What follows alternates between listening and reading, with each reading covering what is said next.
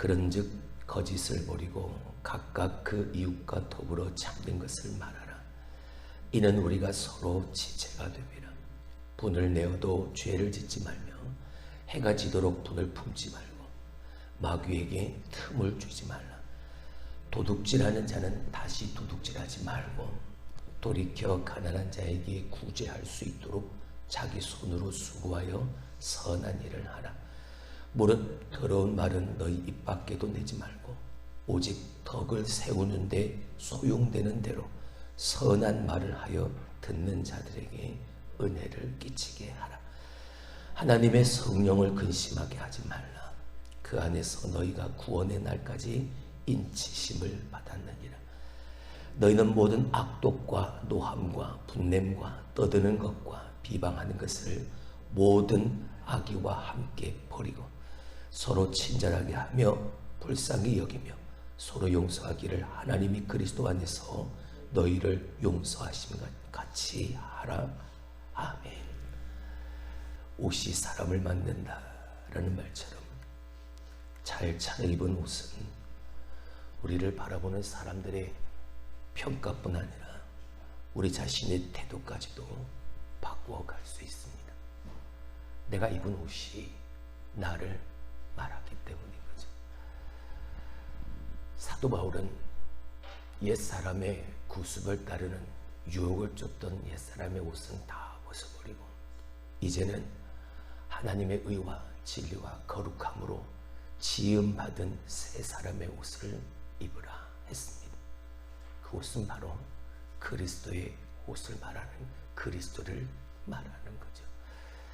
내가 예수를 믿는다 하는 것은 곧 내 삶으로 드러나는 내가 그리스도인이다 라는 신앙, 믿음의 정체성을 가지고 사는 삶이어야 한다는 것을 강조하는 것. 그래서 오늘 사도 바울은 그렇게 에베소 교회 성도들을 향해서 옛사람을 벗고 새 사람을 입는 것이 나의 실제 생활에서 어떻게 나타나야 하는지를 권면해 주고 있습니다. 먼저 사도 바울은 거짓을 벗어버리고 참된 것을 말하라고 당부합니다. 25절의 말씀을 봅니다. 그런즉 거짓을 버리고 각각 그 이웃과 더불어 참된 것을 말하라. 이는 우리가 서로 무엇이 됨이라? 지체가 됨이라. 교회의 하나됨, 교회를 이루어가는 한 사람 한 사람, 서로가 그리스도 안에서 한 몸을 이룬 지체의 모습은 거짓말하지 않는, 거짓을 버려버리고 선한 말, 참된 것을 말하는 것이라고 오늘 사도 바울은 말합니다. 여러분, 새 옷을 입으려면 내가 입고 있던 헌옷은, 입고 있던 옷은 뭐 해야 하는가요? 벗어야 하는가? 내가 입고 있던 옷을 벗어야 다른 옷을 입을 수가 있는 거죠. 내가 입던 옷 위에 또 다른 옷을 입으려면, 새 옷을 입으려면, 여러분, 옷은, 죄송합니다, 이런 단어를 뽀다고도 안 나고 뭣도 안 나고 너무나 불편할 수밖에 없죠. 새 옷을 입으려면 내가 입고 있던 그 헌옷은 다 벗어야 하는, 거짓을 벗고 진실을 입어야 하는, 내가 예수님을 믿는다. 예수님을 믿는 삶에 여러분, 내가 구습을 따르고 옛 세상의 그 유혹을 따르고 썩어져 가는 세상의 옷을 입고 살았다면 이제 하나님의 의와 진리와 거룩함에 하나님이 지으신 새 옷, 그 그리스도를 입어야 하는, 그것을 벗지 않으면 온전히 새 옷, 그리스도의 그 옷을, 새 사람을 입을 수가 없는. 여러분, 여기서 거짓이 말하는 게 뭡니까? 옛 사람의 특징이, 여러분, 우리가 예수를 알지 못할 때, 예수를 믿지 못할 때 그 옛 사람의 모습에 가장 첫 번째가 무엇이었습니까? 속임수, 속이는 사람이었다. 간사한 그 유혹에 빠져 살아갔던 것이 내 옛사람의 모습, 가장 첫 번째 드러나는 모습 아닙니까? 속이는 것은 사탄의 전형이죠.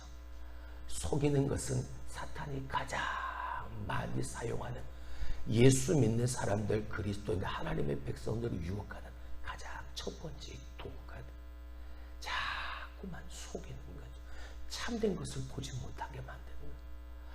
그런 옛사람의 습관을 가지고 있는 내가 계속해서 거짓을 말하고 간사함을 보이고 살았던 그 옛사람의 옷을 벗어야 새 사람의 옷을 입을 수 있는. 주님은 말씀하셨습니다. 나는 진리라 말씀했죠. 주님이 참입니다. 그 참의 옷을, 진리의 옷을 입으려면 지금까지 나의 모든 거짓된 내 삶의 옷을 다 벗어버려야 합니다. 그래야 참 진리의 옷 예수 그리스도를 입게 되어집니다. 진리이신 그리스도의 몸의 지체라면 마땅히 거짓을 버리고 서로에게 진실하게 말하고 그렇게 살아가야 합니다. 성도의 하나됨을 유지하기 위해서 가장 먼저 보여야 될 것, 버려야 될 것, 거짓을 버리는. 이어서 바울은 분을 내더라도 죄를 짓는 데까지 이르지 않도록 주의하라고 경고합니다. 26절을 봅니다. 분을 내어도 죄를 짓지 말며 해가 지도록 분을 품지 말고. 여러분 가만히 보시죠. 화를 내지 말라, 분노하지 말라 아닙니다. 분을 내어도 죄를 짓지 말라라고 하고 있죠. 살아가다 보면 화도 나고 분노도 일어날 때가 있습니다. 그 상황에 대해서 말하는 게 아니죠. 그 상황이 내가 화를 내게 만드는 상황이라 할지라도, 화가 나고 분노가 일더라도 그 분노가 너로 하여금 죄를 짓지 않도록 하라. 그래서 해가 지기 전까지 그 분노, 그 화냄의 그 내 마음의 상태를 다시 회복시켜라. 해가 지도록 분을 품지 말라라고 말하고요. 분노할 수밖에 없는 상황이 있습니다. 하지만 그 분노할 수밖에 없는 상황에서도 분노가 내게 죄가 되어지지 아니하도록 하라는 거예요. 화를 내지 않으면 너무너무 좋겠지만 여러분, 우리는 화를 내지 않을 수 없는 예수님처럼, 하나님처럼 화를 내지 않을 수 없는 사람들은 연약한 사람이잖아요. 그러니까 화를 내지 않을 수는 없는데 그 화로 말미암아 내가 죄짓지 않도록 해가 지기 전까지 그 화의 마음, 분노의 마음을 다 왜? 그 이어지는 27절의 말씀이 답이죠. 마귀에게 뭐를 주게 되어지니까? 틈을 주게 되어지니까.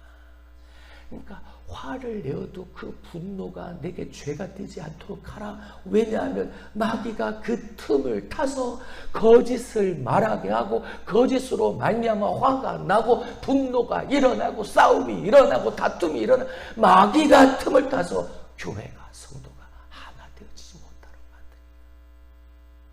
분을 참지 못해 죄를 짓는 건 철저하게 경계하고 버려야 합니다.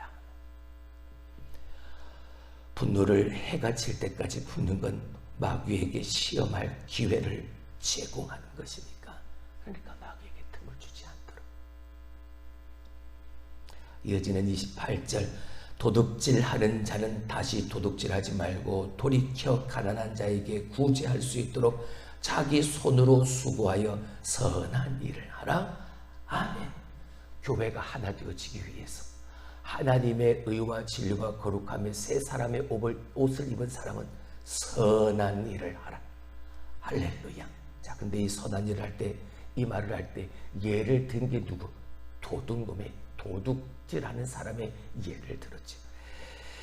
도둑질하는 사람, 다시 말하면 돌이켜 자기 손으로 수고해서 자기 손으로 일하고 자기가 일한 대로 수고한 대로 그 이익을 거두는 게 아니라 남의 것, 내가 그냥 수고하지 않고 애쓰지 않고 남의 것을 내 것으로 가지려고 하지 말라. 그렇게 하는 도둑질하는 자처럼 하지 말고 돌이켜 가난한 자에게 구제할 수 있도록 누구 손으로? 자기 손으로, 네 손으로 수고하여 선한 일을 하라. 남의 것을 탐하는 것을 문제로 지적하고 있지만 본질적으로는 영적 게으름을 지적하고 있는. 나는 하나도 하지 않으면서 파드려고만 하지 말라. 교회가 하나가 되어지고 하나님 안에, 교회 안에서 하나님이 세우신 하나님의 사람들, 그 지체들이, 성도들이 하나 되어지기 위해서 자기 손으로 수고하고 애쓰니 필요하다는 거죠.